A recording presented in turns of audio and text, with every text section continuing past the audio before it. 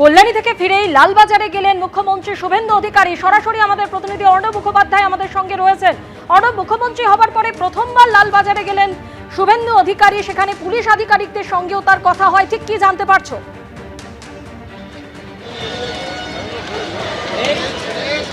দেখো, এই একটু আগেই শুভেন্দু অধিকারী মুখ্যমন্ত্রী তিনি এখান থেকে বেরোলেন এবং তিনি লালবাজারে এসেছিলেন। যেমনটা জানা যাচ্ছে যে কলকাতার পুলিশ কমিশনার তার সঙ্গে তিনি দেখা করতে এসেছিলেন।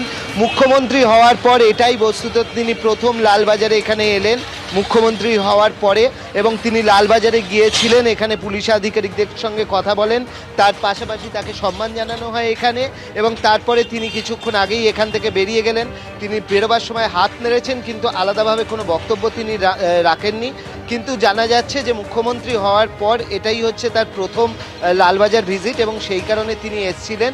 মূলত এখানে তিনি কথা বলেছেন হচ্ছে কলকাতার পুলিশ কমিশনারের সঙ্গে, এবং তারপরে তিনি কিছুক্ষণ ছিলেন এবং একটু আগে তিনি এখান থেকে বেরিয়ে গিয়েছেন।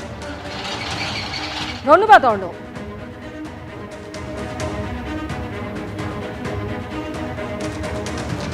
মুখ্যমন্ত্রী হবার পর প্রথমবার লালবাজারে গেলেন শুভেন্দু অধিকারী, সেখানে পুলিশ কমিশনারের সঙ্গে তিনি কথাও বলেন। কল্যাণীতে প্রশাসনিক বৈঠক থেকে ফিরে লালবাজারে পৌঁছে যান মুখ্যমন্ত্রী শুভেন্দু অধিকারী।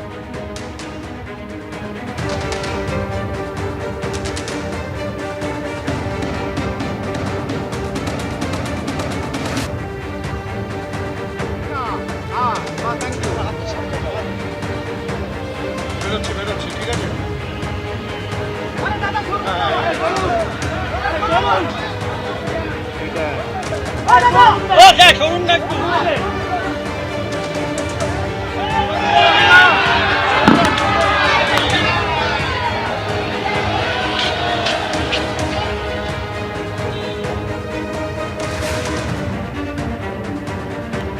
আর নয় আমরা ওরা। মুখ্যমন্ত্রী বৈঠকে তৃণমূলের সাংসদ বিধায়করা। একদিকে কল্যাণীতে মুখ্যমন্ত্রী প্রশাসনিক বৈঠকে দেখা গেল তৃণমূল সাংসদ সহ মোট 6 জন বিধায়ককে। অন্যদিকে উত্তরবঙ্গ উন্নয়ন মন্ত্রী নিশীথ প্রামাণিকের যে প্রশাসনিক বৈঠক, সেখানেও দেখা গেল 11 জন তৃণমূল বিধায়ককে। মুখ্যমন্ত্রী ইতিমধ্যেই বলেছেন যে এবার থেকে আর আমরা ওরা নয়, সবাইকে নিয়ে একসঙ্গে কাজ করতে হবে। সেই বার্তাই এবার স্পষ্ট হলো দুটি প্রশাসনিক বৈঠকে। একদিকে কল্যাণীতে প্রশাসনিক বৈঠকে তৃণমূল সাংসদ কাকলি ঘোষ দস্তিদার সহ মোট 6 জন বিধায়ক উপস্থিত হন।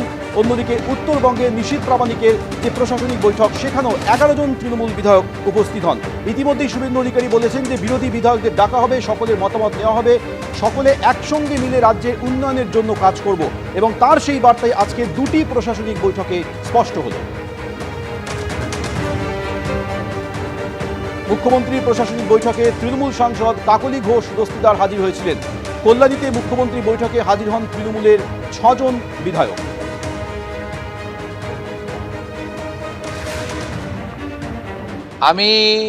আমরা এত ডাক পাইনি 5 বছর। আমি প্রথম দিন থেকেই বলেছিলাম প্রশাসনিক মিটিংয়ে আমরা সব এমএলএদের ডাকবো, আর বিশেষ বিশেষ এমপিদের ডাকবো। আজকে বিশেষ বিশেষ এমপিদের মধ্যে বারাসাতের এমপিকে আমরা বিশেষভাবে ডেকেছিলাম, এসছেন উনি। আর আমাদের দলের এমপিদের আমরা ডাকছি সব জায়গায়, কারণ আমাদের এমপিদেরকে বিডিওরা পর্যন্ত, ওসিরা পর্যন্ত তাদের ফোন ধরতেন না। এই সিস্টেম তো ঠিক না।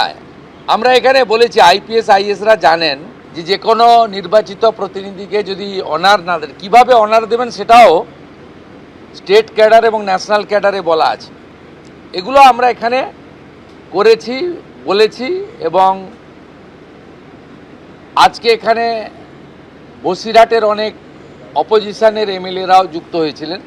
তাদের মধ্যে একজনকে বলার সুযোগও আমরা দিয়েছি। আমরা চাই যে কেন্দ্র রাজ্য ডবল ইঞ্জিনের সুফল মানুষ পাক, এবং কেবলমাত্র নির্বাচনের সময়ই রাজনৈতিক কচকচানি হোক। সারা বছর আমরা কনস্ট্রাকটিভ আইডিয়া নিয়ে কাজ করি। কল্যাণীতে যে ছবি আপনারা দেখলেন প্রশাসনিক বৈঠকে, যেখানে তৃণমূল কংগ্রেসের সাংসদ এবং 6 জন তৃণমূল বিধায়ক তারা উপস্থিত রইলেন, আর একই ছবি দেখা গেল শিলিগুড়িতেও, যেখানে উত্তরবঙ্গ উন্নয়ন মন্ত্রী নিশীথ প্রামাণিকের ডাকা বৈঠকে 11 জন তৃণমূল বিধায়ক উপস্থিত রইলেন। বন্যা হলে কিভাবে মোকাবিলা, এবং তাই নিয়ে কিন্তু বৈঠকে উত্তরবঙ্গ উন্নয়ন মন্ত্রী নিশীথ প্রামাণিকের সেই বৈঠক, যেখানে হাজির ছিলেন 11 জন তৃণমূল বিধায়ক।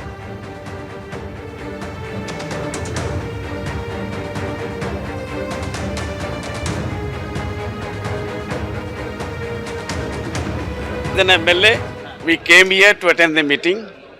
This is a good step. এই মনসুন নিয়ে আলোচনা হলো এবং মহানন্দা নদী থেকে আরম্ভ করে গঙ্গা নদী চারদিক দিয়ে কী করে করা হবে ইনিশিয়েটিভ নিয়েছে, আমরা রেজাল্ট দেখব।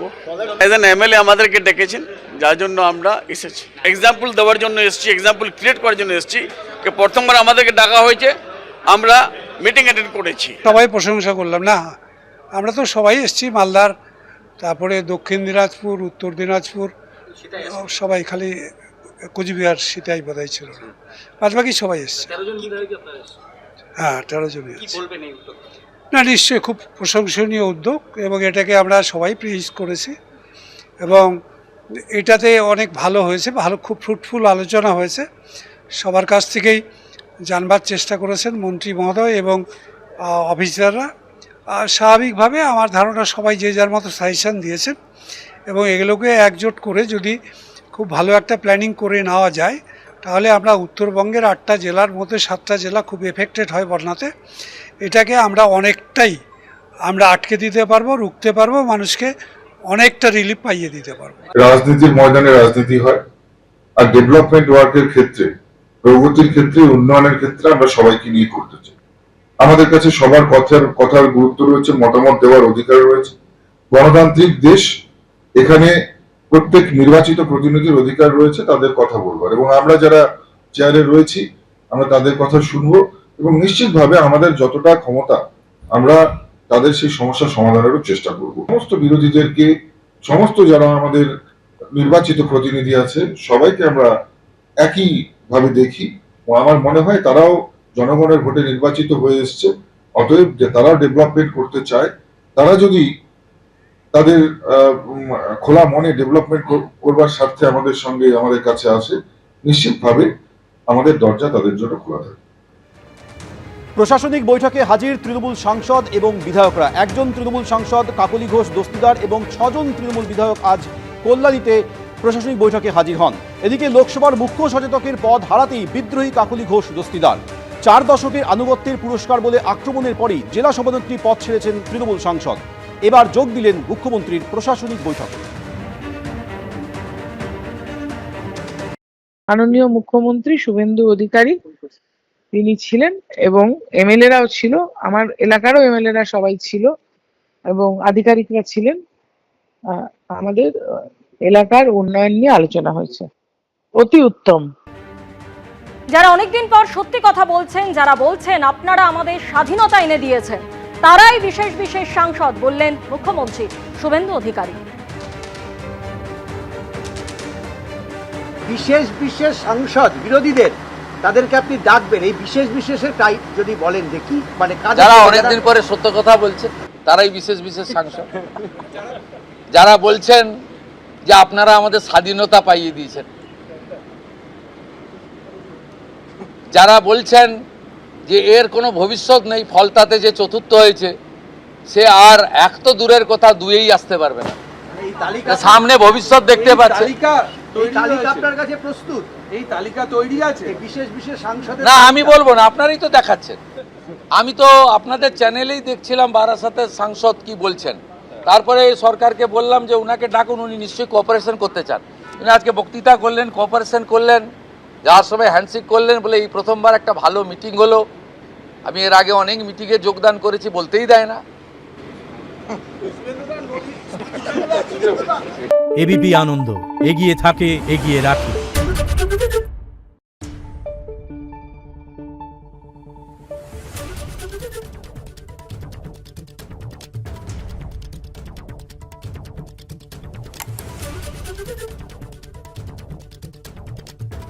Thank you.